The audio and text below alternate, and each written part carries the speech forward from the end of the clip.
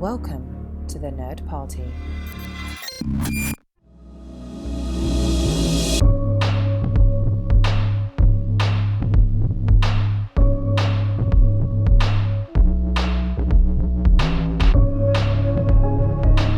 Welcome back to Houselights, the show where three grown men spend way too much time whispering sweet nothings into microphones. I'm your co-host, Tristan Riddell, and I'm basically the lonely guy in your grandfather's high-waisted pants who can't decide if he's in love with his computer or just terrified of checking his email in public. Joining me is the friend who keeps showing up at 2 a.m. to remind you to juice your vegetables, Darren Moser. And then there's the guy who is comforting at first, but next thing you know, he's off dating 600 other people while still telling you how special you are, John Mills. Together we're diving into Spike Jonze's Her, a movie about technology, intimacy, and the eternal question, are we dating or just troubleshooting? I am very interested to hear your guys' take on this movie because this movie was released in 2013. And we live in a very different world in 2025. And so I am going to ask you a two-part question each. Darren, when did you first see this? And what did you think about, your first watch? Did you find it romantic, unsettling, funny, accurate? What did you think? I love that question because it's basically like what we talk about in the entire podcast. But no, this was this was my first time. I had not caught this in theaters. I think I'd seen the poster, but I hadn't even seen a trailer for it. And I had a tiny bit had been spoiled of the part where he's trying to connect and it's not connecting. So I had an idea of how it was going to go. And I'm glad it kind of didn't go that way. It went a different way. But yeah, I purposely, I'm not saying I set expectations low. I just went in saying this movie, let's do it. Like I was not trying to give preconceived notions. I was not trying to, because it could really go anywhere with a guy starts to date, an AI, like that's all I knew. So I was, pleasantly surprised with the depth of the performance and relationship. At the end of the day, is it really any different than as far as performance, as far as like we've all seen the long distance relationship, teen movies where they're on the phone all the time. Like it's really no different than that. That's what I was I'm so glad that you brought that up because that's the first thing that kind of popped in my head. I was like, what could we compare this to? We can, at one there level, is another it's like level. a long distance relationship. Exactly. John, when did you first see this and how did you walk away from it? This was my first viewing. It's one of those ones that I've always had an interest in, but never got around to it. So I'm glad that we had an excuse this time. And it was there were a couple of hurdles I had to overcome.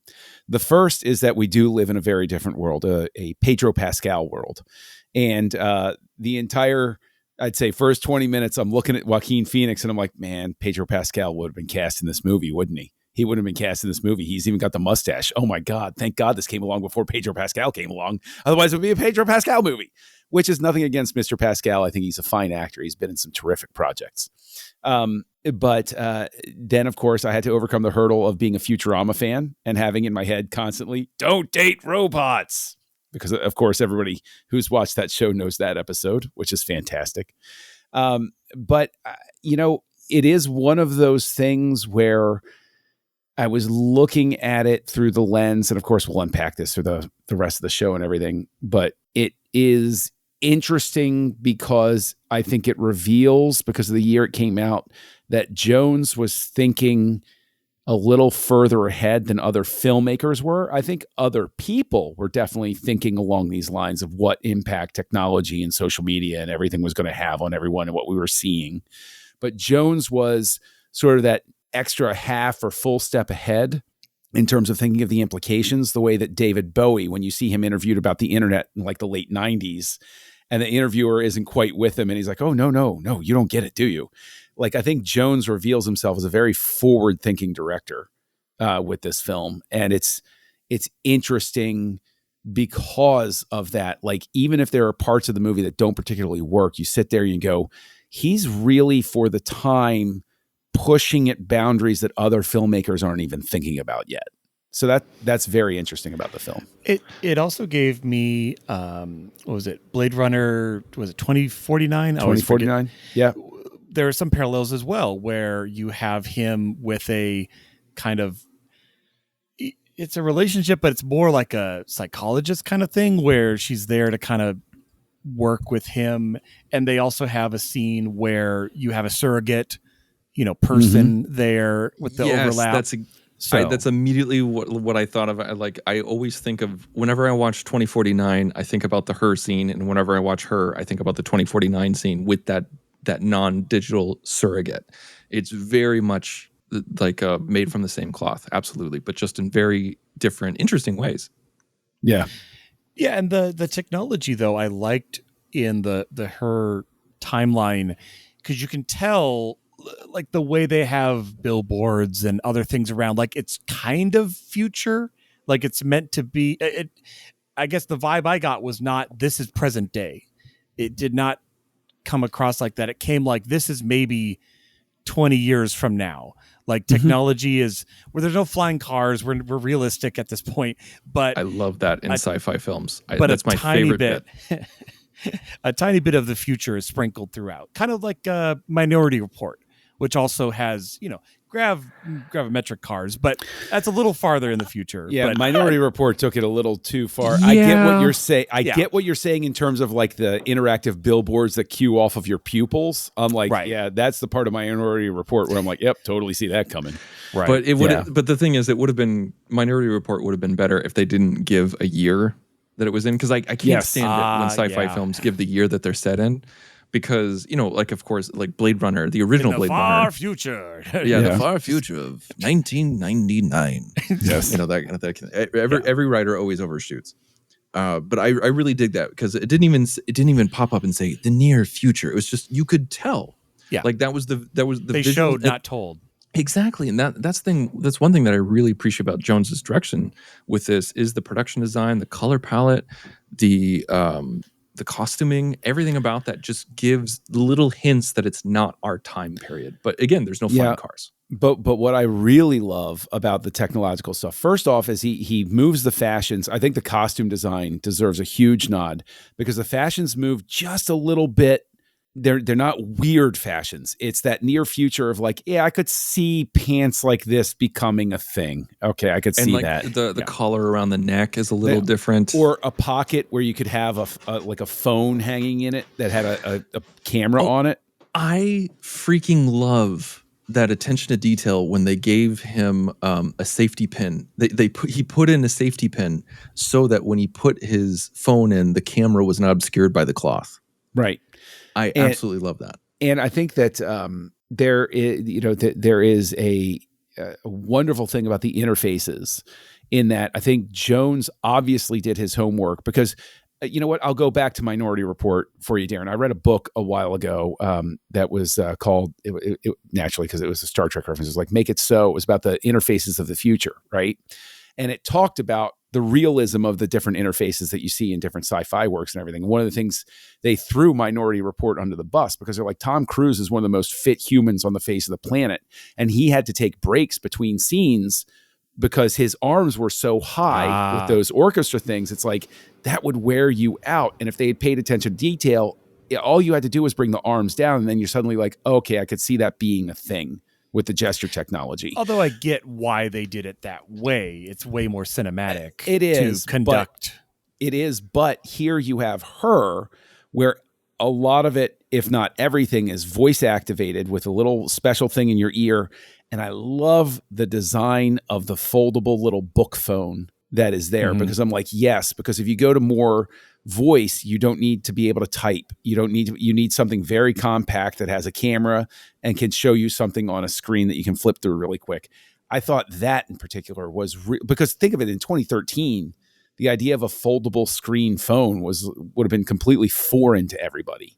And, or even like reliable voice, like the smart aleck in me, like while I'm watching the movie, is like the most actually advanced technology that they have is voice dictation that doesn't screw up your emails. Right. Like that's, wait, all of his emails are actually accurate. Wow. The future is amazing. Like you don't need to double check before you send. Okay. Exactly. Well, and it's Sure like thing. in this world, once that technology is cracked, it's like then everything builds off of it. It's like, oh, when we have perfect dictation, now you can have a audio interface. It also made me think a bit of the Black Mirror episode USS Callister, where in that one it's a little different because he adds a little dot or something to the back of his neck and he's now in a virtual world like audio and video. But again, the same kind of thing of, oh, you put something in your ear or you put a little camera on you and you're just tapping in. It's very, very well done. It is. Now, this is Spike Jonze's first film that he wrote and directed together. And there's a lot of different people in this too. Like there's he has a different cinematographer, he has a different composer, and his the composer is not Carter Burwell. The music was by Arcade Fire. The cinematography was by Hoyt van Hoytma, and who we all know. And it was so. I want to know, Darren, from your perspective, the visual language of this film, because that's one thing that I love talking about when we do full filmographies of directors. Like we started from the beginning and now we're at his latest film, which is surprisingly from 2013. Hopefully we get some more. But seeing the evolution of his visual language and getting a new crew behind it, was it when you first started watching it where you're like, oh yeah, this is a Spike Jonze film, or where you're like, wow, this is different? A little more on the different, not in a bad way, but I think it's like someone goes away to college and they kind of reinvent themselves and they come back and they're still the same person, but it's like, oh man, like you took it to another level. Good job. And this was the kind of movie, and not all movies are like this, where you could tell it was a very directed, very choice-driven movie where the camera is, the lighting, the shots, the selection. Not to say movies are bad if they don't have that, but we've all seen movies where like, oh yeah, put the camera over there, or maybe I'm being a little too flippant, but it's not as sculpted as this movie, where you're talking about like a Spielberg level where you're purposely trying to create a specific feeling or mood or connection with the way you're doing shots, depth of field, lighting, all of that. And that was one of the most enjoyable parts of this, is as the story is playing, you're just kind of awash with, these depth of field shots, these wide shots, these, intimate moments lying on your side. And, just the audio of this movie, it had to be top notch because so much of it is just playing in your ear. John, Yeah. where do you see Jonze in this? Oh, I actually, I'll come around it by a slightly circuitous way, because when the movie started, I'm not paying attention to the credits beforehand and everything. I purposely want to go in as cold as possible, sort of thing. And so it came up, and my first reaction with the photography was, this is different.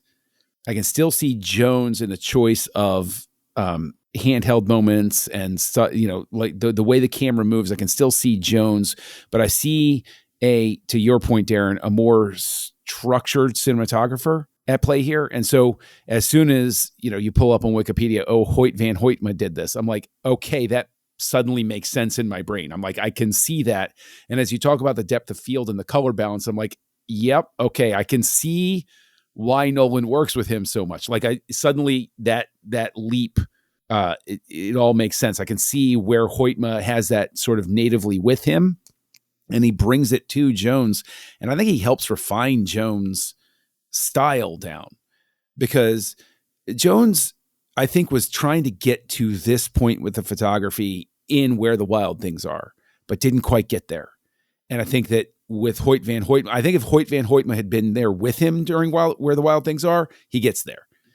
I'm not knocking anybody's work. I'm just saying, like, I see now, I can see the journey completed here. He found the right collaborator to transcribe what he was looking for. It also helps to have, again, like the previous cinematographer was fantastic. He did a lot of amazing things with Jones's previous work. Again, we're not knocking that. But Hoyt van Hoytma is literally one of the greatest cinematographers of all time. And so when you have that kind of weapon in your arsenal who is a real partner and a real artist and someone who is at the top of their game and their craft, it elevates, it makes you go to the top of your game too. Like as a director and writer, I'm sure he, knew that, like when he showed up on set, like again, this is just complete guesswork, but working with someone new who has that kind of history, or I should say resume, and it's not that person that you've worked with on 4 previous movies with. So you're going to have to learn a new language of communication and make sure that you are showing up the way that he's going to show up. Mm-hmm. And I like how you pointed that out, John, about where the wild things are, because you can tell he's shifting. You can see where his attitudes are going, and he delivers in her what he was trying to do in where the wild things are. It's kind of like when you look at Wes Anderson's evolution or Nolan's evolution of cinematography.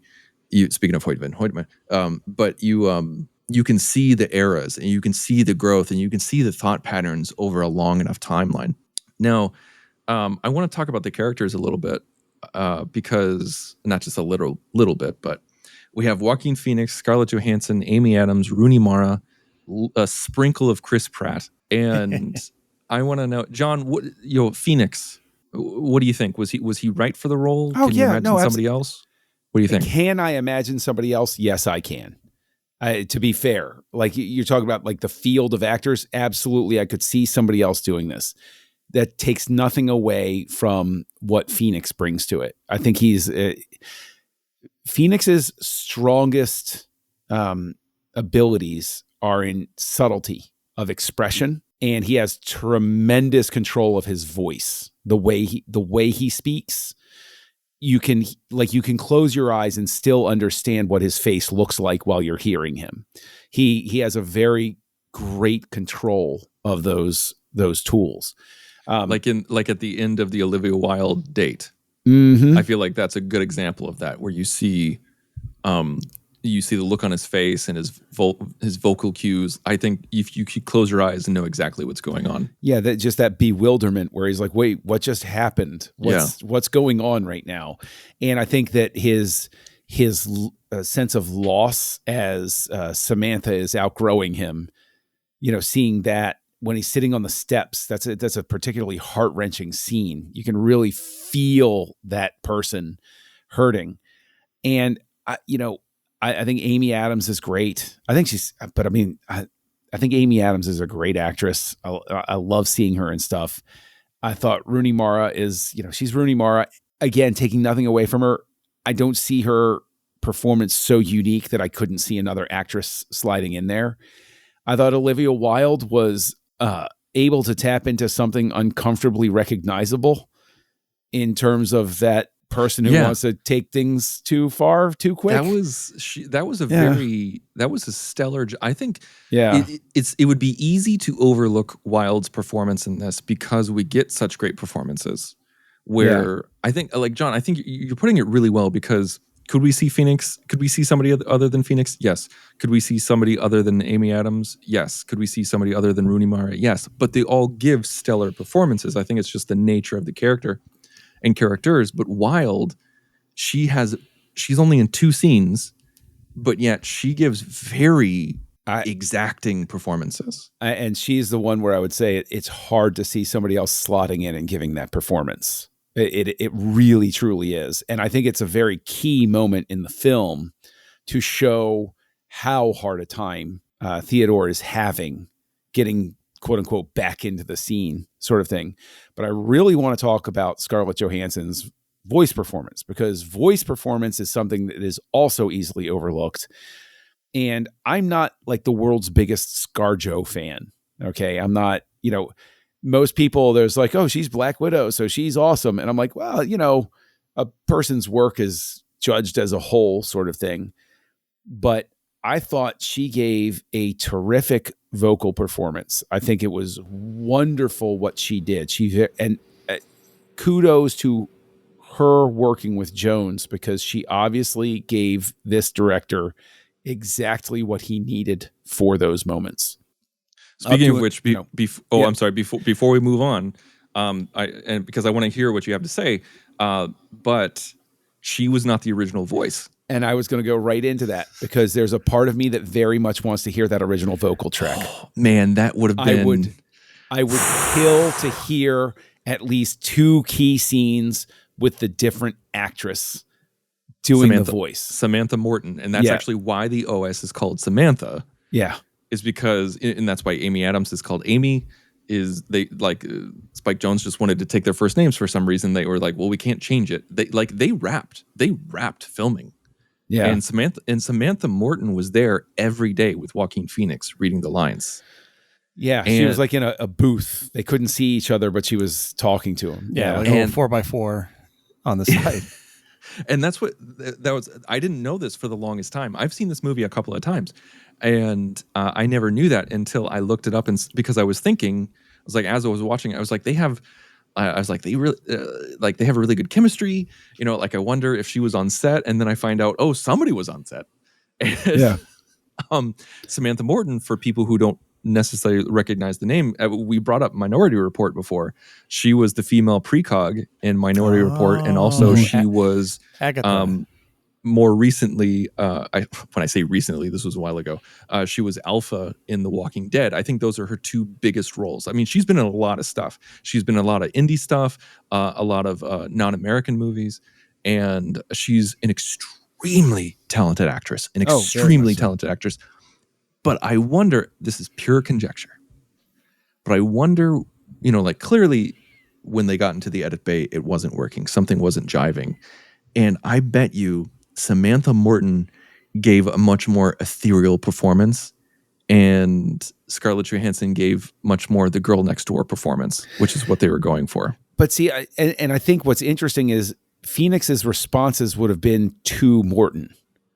And I think that actually winds up helping the picture, because it immediately gives you something to hold on to in terms of the fact that they'll never truly connect completely. Like they're close, but they're not connecting the way that they're going to need to for it, you know, to last a long time, which is a weird thing even to talk about in terms of, you know, I mean, okay, let's just embrace it. Obviously, headlines are all about people using ChatGPT as a therapist, and there's like 350 companies that are selling like virtual girlfriends to people and stuff like that. And it's like, in terms of that, like I'd be interested to know, you know, like what you guys take away from why the connection can't happen. Like, do you foresee something wherein in the near future, there's going to be that flood of people who suddenly have that awakening that Phoenix does, where it's like, oh my God, this isn't an actual relationship. This is all one-sided. Yeah. When he had that dinner, or that when he signed the divorce papers and Rooney Mara kind of laid into him and was brutally honest. Darren, what did you think about the ramifications of that scene? Yeah, it's this movie really works on 2 levels. In one part is about the story is, you know, the artificial intelligence-ness, that it's not real. There's that disconnect. But the movie is also functioning on someone in a relationship. And you can, so even if you can't connect on, well, I can't believe I would ever date a computer, or I'd get, you know, enjoyment out of that. But we can all connect on, oh, I've been in relationships that ended, or I've been, you know, on a date that went terrible.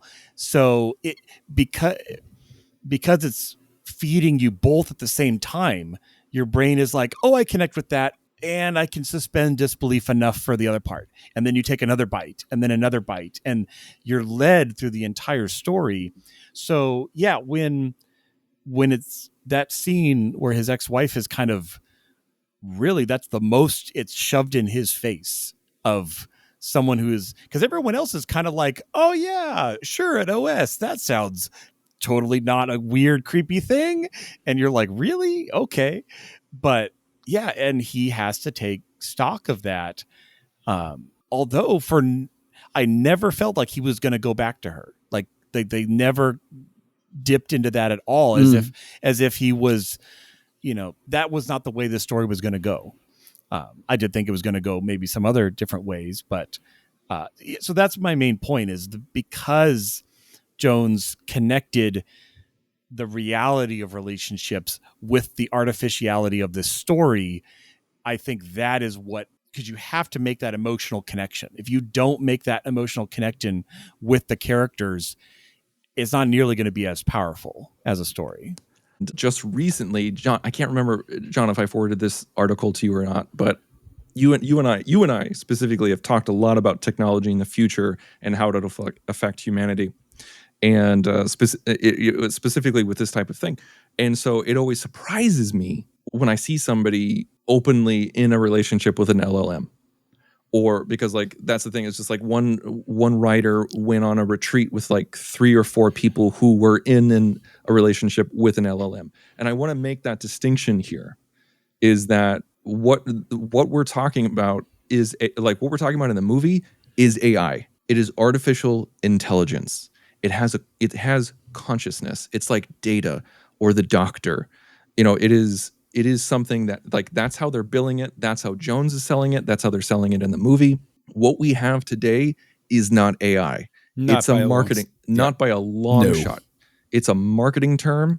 It is not even close to this, but yet people are treating it today, like Samantha. Which I think Jones does a great job of illustrating exactly what you're talking about looking at, there's a scene where he's having one of his moments, and you see all of the people walking by and nobody's talking to each other. They're only talking to themselves. But you sit there and you think about it and you go, yeah, but they're just talking on the phone. How is that different than talking on the phone or looking at your Instagram timeline while you're on the subway, sort of thing?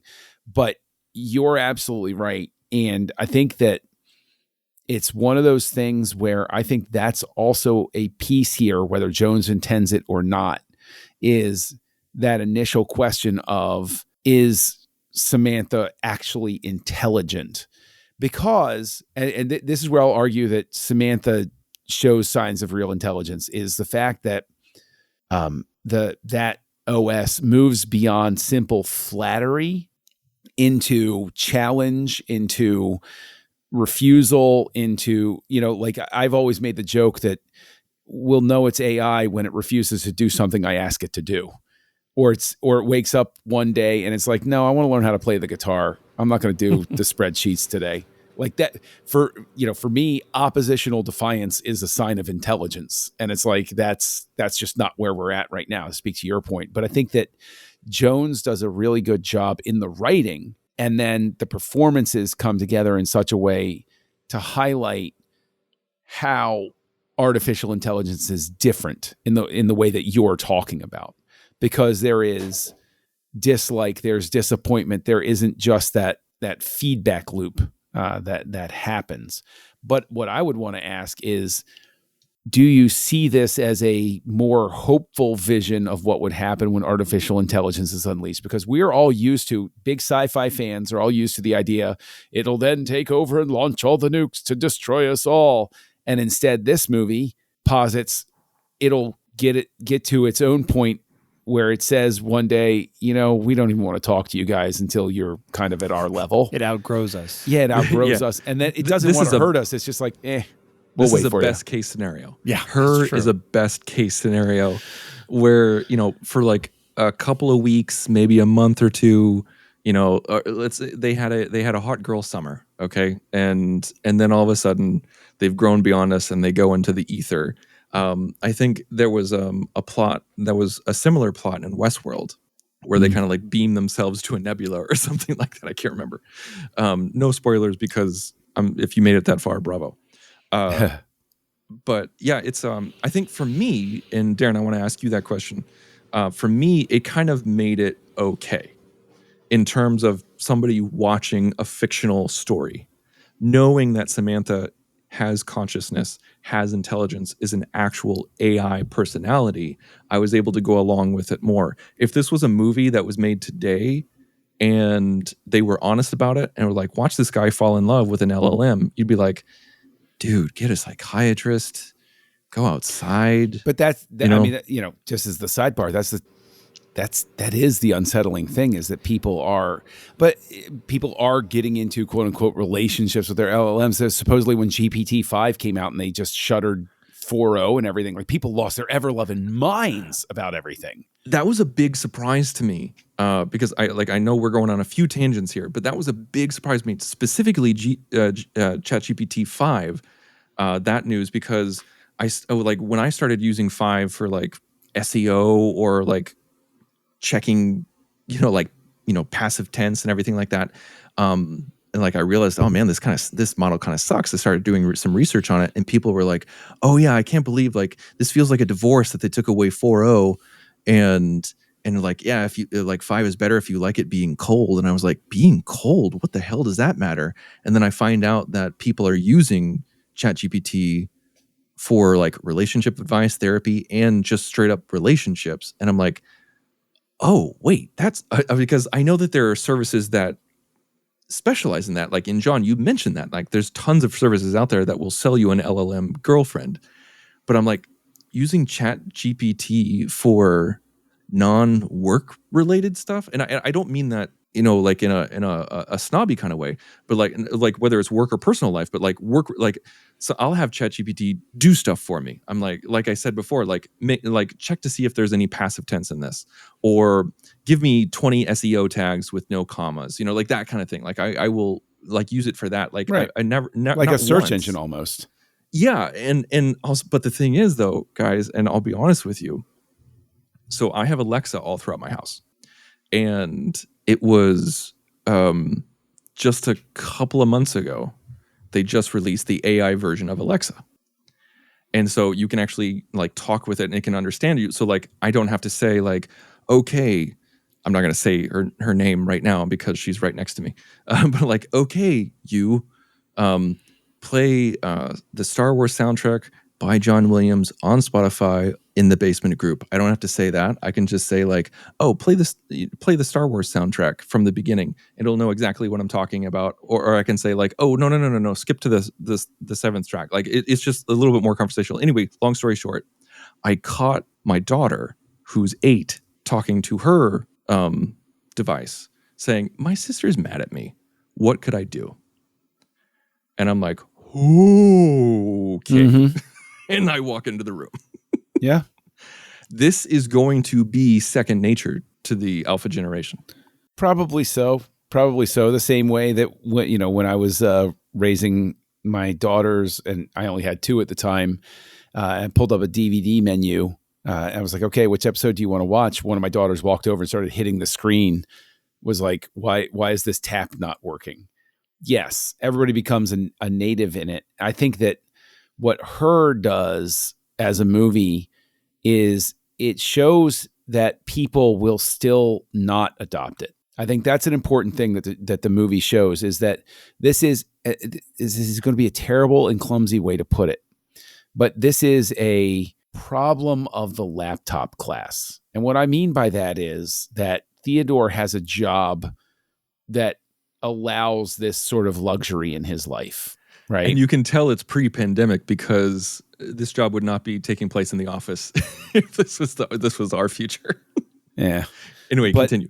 But the fact is, he goes to the beach with her, and he is dressed in like he looks like a psychopath because he's on the beach and he's wearing a button-down shirt, long pants, and shoes. And I'm like, well, what is wrong with you? Like, that's not what you wear to the beach.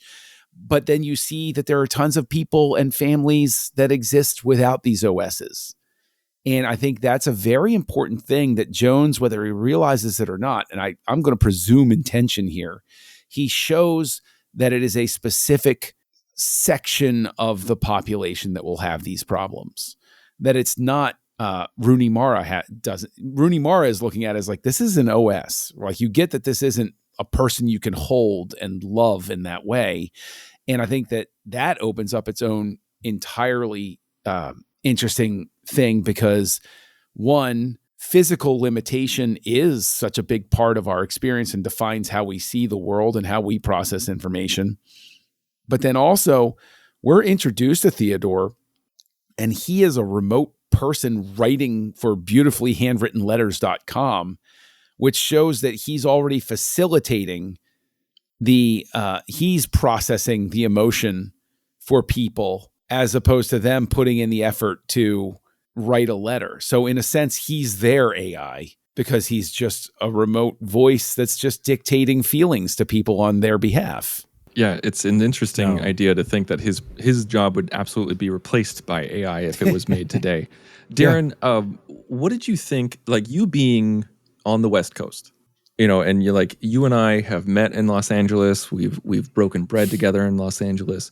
What did you think about the blending, the digital blending and also physical blending of LA and Shanghai for this movie? Did it sell a different kind of LA to you? Or what did you think of that? Yeah, I did notice like the transit map, and it's like, oh, this is LA, because it doesn't hit you over the head with it. It's like you have to almost look for the clues of, oh, this is. It kind of gave me, like Big Hero 6 San Francisco vibes, where they kind of merge two major cities. Yes, absolutely. But yeah, again, I think it in a very clean way established this kind of just over the horizon future that is not, jumping out at you, but makes it feel like this is around the corner. So when you guys were chatting, oh man, I got like a list of stuff to talk about now, but where I saw Jones, I think it finally clicked for me. I saw Jones in Samantha's performance, specifically because one of the things we talked about last week with the Wild Things is how the Wild Things were wild and were kind of scary, and they were kind of like children that you didn't know what they were going to say and how they were going to react, and you had to manage those emotions. And Samantha, the entire time I was like, oh, like what if, same thing, like what if she's starting to disagree or disappear, so they had that same kind of, it wasn't eerie, but it was real in the fact that he has no control over her. She could literally do whatever she wants, and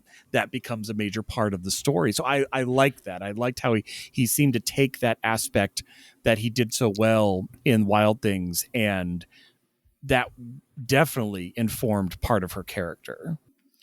But also, one thing that I thought was going to happen, because I had seen a tiny clip of when he was trying to reconnect to her when she's doing her update. Now, I didn't know the context of that, so I thought the way the story was going to go is the company that released the OS was going to be like, this didn't work, we're shutting down the server, and he was like, that's how it was going to go away. Now, I liked the story we got better, but I think that would have been another interesting take of, you get attached to something, like video games. Like we get attached to video games, and then, they turn off the server, we're done. And you're like, oh, no, I mean, I love Can't play that MMORPG anymore. I mean, and not that we're owed every single game for all time, but I love the fact that I can pull out my 64 and plug in a cartridge, and my son can play it just the same as the first day I played it. And so it makes us not take that for granted. Yeah, I think that I was with you, though, when she didn't connect. I thought there was going to be some sort of thing where I was thinking more along the lines of, we pulled this off the market because too many people were getting attached to it, and they were going to try to break it to everybody that it's like this was all not actually a thing, and you were imagining stuff, and then he would have to sort of like process it from that angle. I think that it's just to come back to another point, because you guys were talking about Los Angeles and the blending with Shanghai and everything like that. Darren, since you do live on the West Coast, and I mean, you've both been to, I've been to LA, but for a very, very brief time many years ago. It's a funny story. I can tell it to anybody that wants to hear it. But the can you get to snowy mountains that quickly from LA? Or is that part of the futurism as well? No, I mean, you're about 2 hours away from anything. Hour to Okay. two. Like, you could hit into the mountains or you could be at the beach. It's when people go from like San Francisco to San Diego in an hour, that is not possible. But yeah, as far as the climates, yeah, you can jump around a bit. And Okay, also, I was think just curious. the train he was on, I think they like anybody who's ever ridden an American train, when you set your drink down on near the window, that's not going to stay there like it did in the movie. So that was probably the biggest science fiction element in the movie, was him setting his drink down and it didn't just fall off. Although one of the funniest things that I thought was so cute as a tell that it was filmed in a different country was he gets off of the train. I don't remember if it was when he goes to the beach or something like that, but when he gets off of the train, you can see people in the train turn and stare at the camera like, what the hell is even going on right now? I'm like, usually with American film, people who are in the background, especially when you're in New York, there's like, stupid camera. They're not even going to pay attention to it, sort of thing. Whereas like freaking Law and Order again. Yeah, it's like a curiosity to somebody in a foreign country. It's like, oh, look, I'm being filmed. Is that or something Birdman? like I'm just not even going to pay attention to that. Exactly. But I think that there's we're singing praises of the movie, but when Jones was originally constructing this, it was like 150 minutes, and he brought in Soderbergh, and Soderbergh cuts it down to 90, which I'd love to see that cut. Holy Moses! I want to see the Soderbergh cut so bad. That is a Blu-ray extra I want to see a 90-minute cut of this movie, because I do think it was too long. I'm just gonna be open with you guys right now. I'm knocking it off a full star because of the length. Yeah. I think that is probably the biggest thing against it. If you got a tighter cut, 90 minutes might be a bit too much. It is too much. I think Soderbergh was just trying to prove a point. I think you're right. I think so. If it was a Soderbergh's movie, he probably would have added a little bit more. But like with them being friends and Jones saying the trouble that he's having, he probably gave him a bare bones edition I'm sure he did it on purpose to show, here's a coherent story that's 90 minutes. Buck up and figure out what you need to do. And that's what Jones did. But there's got to be a happy medium between what we got, because what we got was like, 130 minutes, something like that? Yeah, I think it's like 2 hours 5. 2 hours 6? Okay. Yeah. Okay, 2 hours 6. And so there's got to be like a 1 hour and 45 minute, 1 hour and 50 minute cut. Because I feel like just trimming off that, like just trim the fat, shorten the scenes, compact the scenes a little bit, because it's not like... I don't know. I'm not. I don't want to take away full scenes, because like the snowy stuff you could probably get out. But I really liked that Brian Cox was there. It's just like I felt like there was so much stuff that could just be shortened. The trip to the beach, you could shorten the distance from the subway to the beach itself. You save yourself 40 seconds right there, because for any this is a film director's podcast. Obviously, people who are also film nerds love to listen to, like, everybody understands that even 70 seconds on film is an eternity. It's like the difference between an R and a PG-13, or an R and an X, or NC-17 now, or whatever. Like, taking 10 or 15 minutes out of this movie, I think vastly improves the experience, because there were scenes where I was like, okay, let's move on to the next. And I will say, I'm no prude, okay? Absolutely not a prude in the least, all right? This Gen Xer was watching R-rated movies by the time he was 6. I don't want to hear it. But there were scenes, and I get that the point was making you uncomfortable to understand his isolation and his awkwardness, but you could have gotten that awkwardness along and across quicker than they did. Like, they're...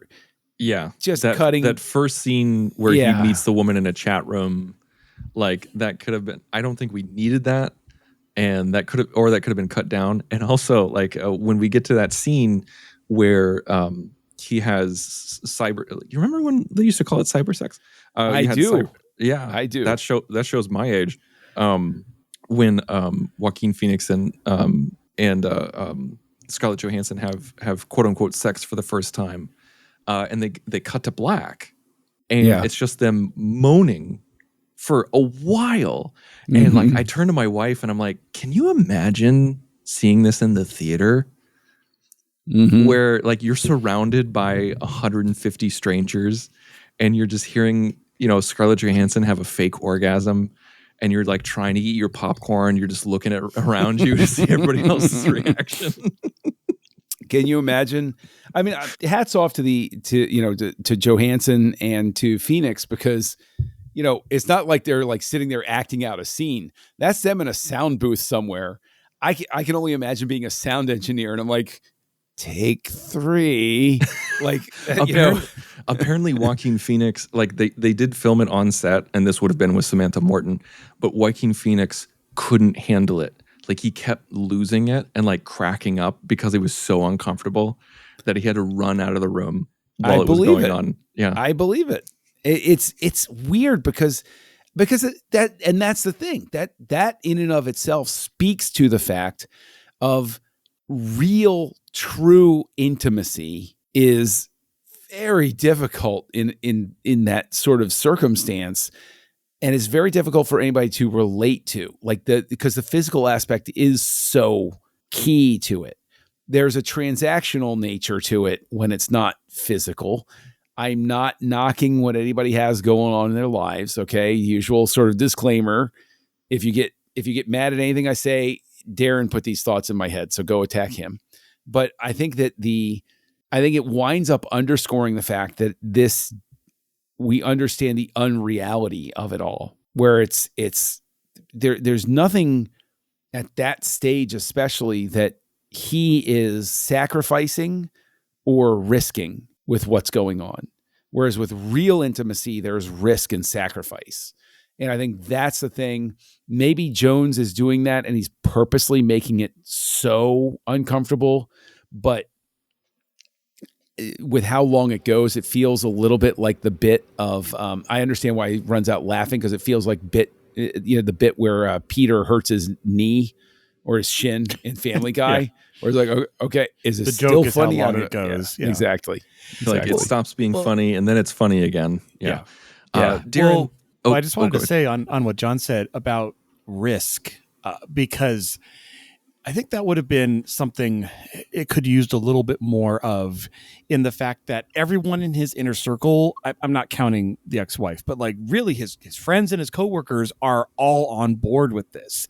It would have been interesting to see if maybe his boss thought it was the weirdest thing, and almost made him, again, have a sacrifice of, dude, you got to choose this or your job. Like, we can't employ people like that. Like, I'm not saying it had to go that far, but that would have been an interesting aspect of relationships where they are more give and take and sacrifice. And that could have brought that aspect of it into the story, but we didn't have that. I think there would also be a very interesting thing, because obviously there's the whole thing of bringing in the stand-in woman to, Right. have that moment, but also knowing how visually based, whether this is stereotypical or not, men can be, right? It would have made even more sense for him to have gone to the screen during that intimate thing and say, generate something I can look at, or the follow-up time he would ask for pictures, because it even shows him flashing, or he even could have blindfolded himself and closed his eyes, like, right. And we could have gotten, because in that first scene where he connects on the chat room, we see flashes of the woman he's thinking about. That's right. At the scene. It just seemed an odd thing to give us distance in that moment, as opposed to something that's like inside his head. Darren, I think I'm going to disagree with you on the adding more resistance, only because I'm not saying it would have been a bad take, but I think the idea that because he doesn't get any resistance, like he doesn't get any resistance from Amy Adams, he doesn't get any resistance from Chris Pratt or anything like that. Because like that was really interesting when he's like, oh, she's an OS, and he's like, oh, okay, cool. Well, we could still go to Catalina. We could do that. Like he didn't skip a beat. But I didn't think even blink. It makes the Rooney Mara scene that much more impactful, where it was a splash the of dose cold of water. reality. Yeah, it was a splash of cold water in his face where he's like, oh, wait, I haven't gotten any resistance in my life to this. And so I haven't had to stop and think about it. And then someone who he loved and still loves and who he respects tells him, is like, oh, this is perfect for you. Like no risk, no nothing. Yeah. It just, I feel like it makes that fall that much more impactful. No, I think there's two types of resistance, and I think it could, and the one we got with her scene, I think nailed it and really threw that cold water on him. I think if they had kept the relationship going a little longer, it would have been nice to have more real world friction push itself into their relationship and how they, compromise. Like, again, we're talking about basic principles of relationship that like were not part of their relationship, which is very interesting. John, this won the Oscar for Best Original Screenplay. Was that deserved? Did it deserve anything else? What did you think? I think it's a very strong screenplay. I don't remember what was up against it, but going back to what we were talking about at the beginning, where Jonze is obviously like a step ahead of everybody in terms of what he's exploring, then I think that in and of itself earns it a screenplay nod, because it's a screenplay that's extremely well structured, that is examining something like it's, people write plays, but then every so often a play comes along and you look at it and you go, that is particularly well put together. That's really good. And I think that this is a good screenplay. Now, obviously, originally it's 150 minutes. So, and there's some subplot with Chris Cooper that's cut out. I'd be fascinated to read the screenplay to figure out what that subplot was all about. So maybe there's something in the script that I would even be more interested in seeing, to at least understand why it's cut out, sort of thing. But yeah, it makes sense. Based on what I see on screen, that nomination makes sense to me. Yeah, looking up the list, it was American Hustle, Blue Jasmine, Dallas Buyers Club, and Nebraska were the other contenders. So nothing's jumping out at me. Haven't seen any of those other four, so can't judge. Oh, no, I saw American Hustle. I thought American Hustle was very good. I have, and this was by far the best screenplay, in my opinion. Yeah, American Hustle was very much powered by its performances. That's true. I mean, of the 100 nominations across different groups, this movie won 33. It was very accoladed. That's not a word, but you know what I mean. Well, but it got like it was listed in Rolling Stone's list of the 100 best movies of the 21st century. Best movie lists. New York Times is as well. Tons of critical acclaim. It's often hailed as one of the best films of the 2010s. It didn't make that much money. I think, what was it? Like a $23 million budget, made 48. Hey, more than doubled its budget. It's a small film. It's pretty good. An awards play better movie. than Wild Things. True. I personally, I want to say, like, I like John, where I am not the biggest Scarlett Johansson fan, or at least I wasn't until this movie. Previously, and I know that there are people who are like, what about Underneath the Skin? Go away.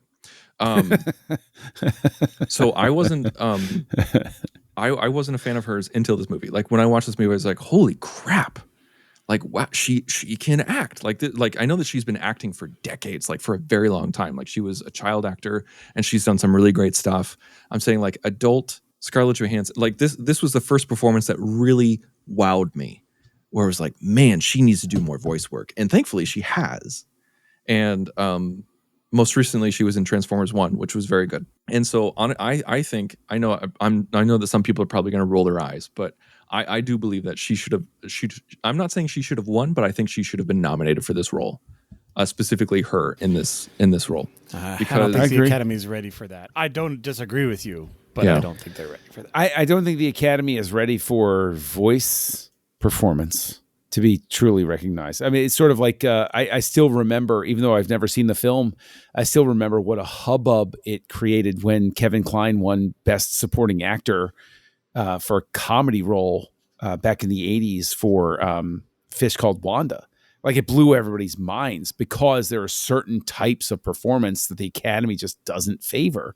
And I think voice performance, I agree, obviously I agree. Like Johansson's performance is really key to this film, but there's not a chance the Academy is, even now in the year of our Lord 2025, the Academy is not there yet.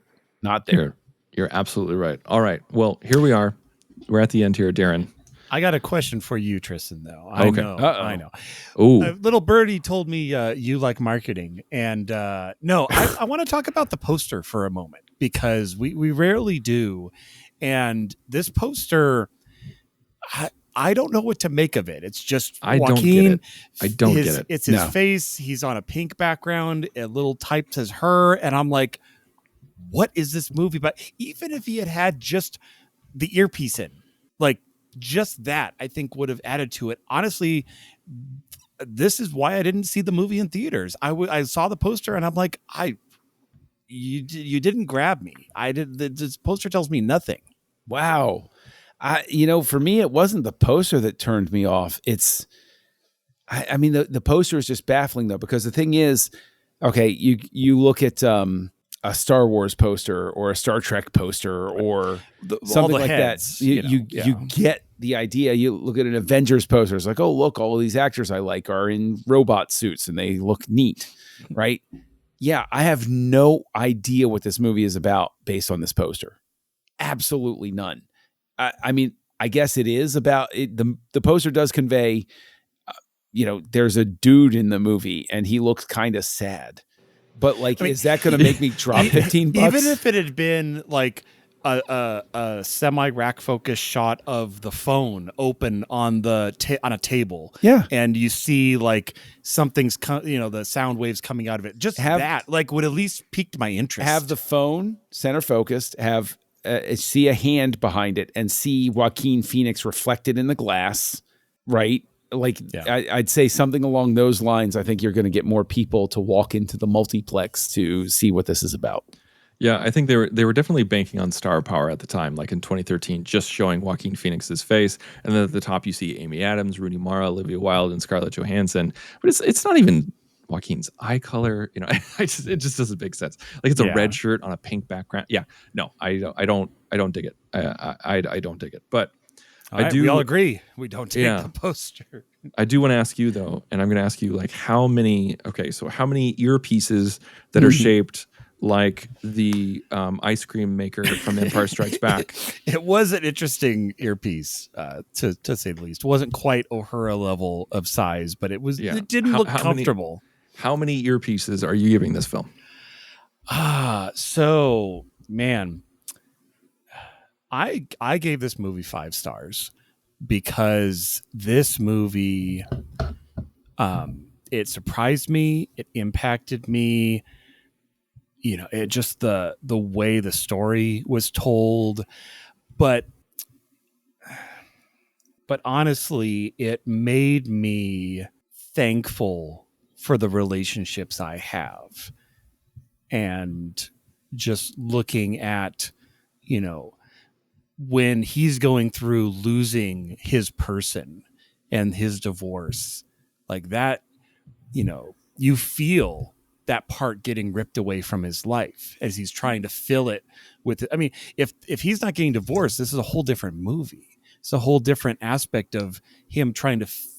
There's nothing to fill in that aspect. So yeah, I think Spike Jonze knocked it out of the park. And is it a perfect film? Probably not. Maybe a little heavy on the runtime, like we said, but of Spike Jonze work that I've seen, and I hope we do get more, I'm giving it 5 earpieces. I don't know where I'm putting them, but I have 5 of them. John, same question. I have to deduct for the runtime.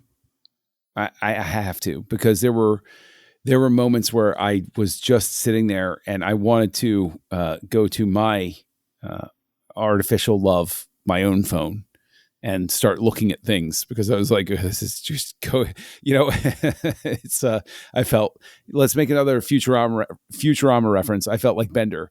Let's go already. Like there were a couple of scenes like that, I think also, Darren, to speak to your point, there is an interesting version of this film where he is in a relationship and he falls in love and has an emotional cheat with the AI. Like, that's a very interesting movie. It's not this movie, but that's an interesting movie that could be out there. I think that it picks up at the end and it starts to really come together. And so I wind up at a 4. There was a world where this got a 3 for me, but it was that it rescued itself like in the last, I'd say, 30 minutes. And so this lands with a 4. John, with what you were talking about, like an alternate story where like that would be an interesting movie. Like when Amy Adams was talking to Joaquin Phoenix about like people dating OSs, and about how like, I know this girl, like she went after somebody else's OS. Like she was trying to hook up with, it was not hers.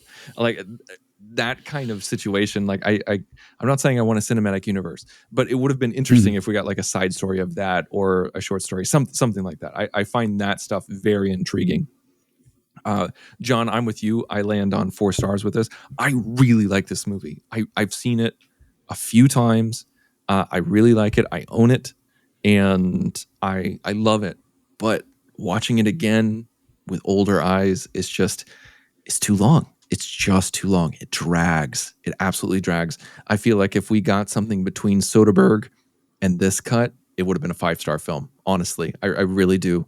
And like, not to go on and on about it, but like I love the performances, production design, costume design, the act, like the script, the cinematography, the music by Arcade Fire. It's all phenomenal. It's just needed some more rounds in editing. It just that's where I land. And so there you have it, folks. Go to thenerdparty.com for all of our other shows that we have going on and are archived and are evergreen. And I'm Tristan Riddell. We got John Mills and Darren Moser. We're all over online. You can find us. But Darren, what are we doing next week? Well, we finish the house of Spike Jonze next week. We're going into the house of Antoine Fuqua with The Replacement Killers from 1998 here on Houselights. Join the revolution. Join the Nerd Party.